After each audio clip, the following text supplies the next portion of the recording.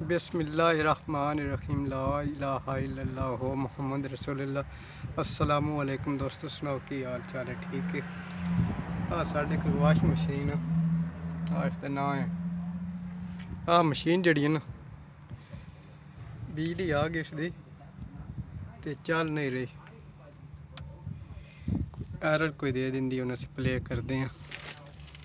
इसका प्ले वाला बटन है, टच सिस्टम दरवाजा से लॉक हो गया।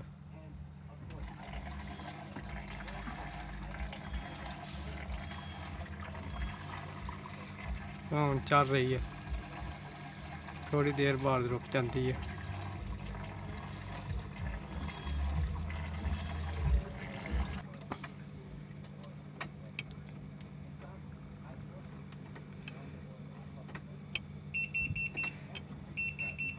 f29 एरर आ गया से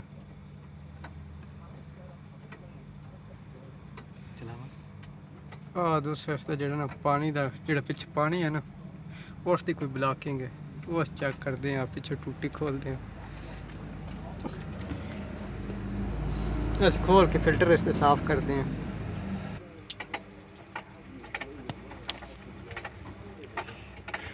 पानी वाला पैप से जो उसका खोल रहे हैं।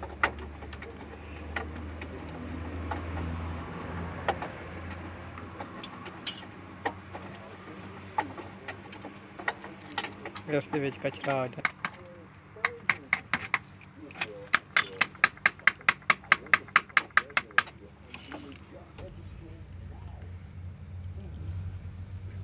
कचरा आ गया, फिल्टर अगे बंद हो गई है। पानी में जिस बाल जुली जी बन जाती है ना, वो आ गए से हम असी साफ करते हैं।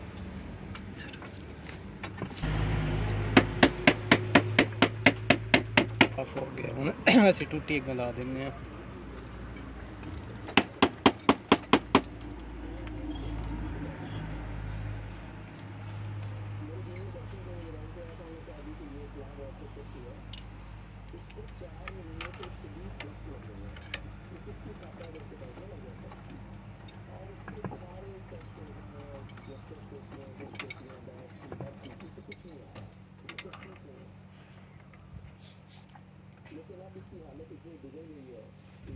साढ़ा टाइट हो गया मुकम्मल।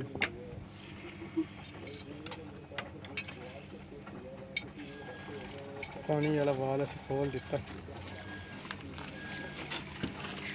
मशीन साड़ी पानी लैन लग गई है।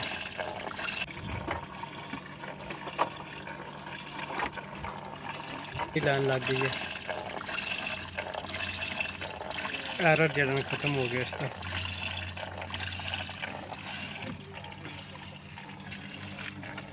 वैसे भी चलन लग गई है।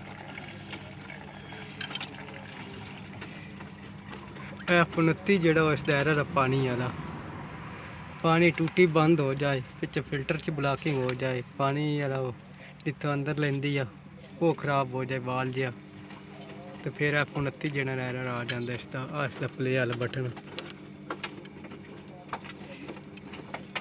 वाशिंग मशीन है, इतने ही काम आई इसका दोस्तों। अल्लाह सुनने वाले, खुदा हाफिज़। जो वीडियो अच्छी लगे तो साड़ी वीडियो जो लाइक तो चैनल सबसक्राइब कर देना, बड़ी मेहरबानी। दुआवां याद रखना। खुदा हाफिज़।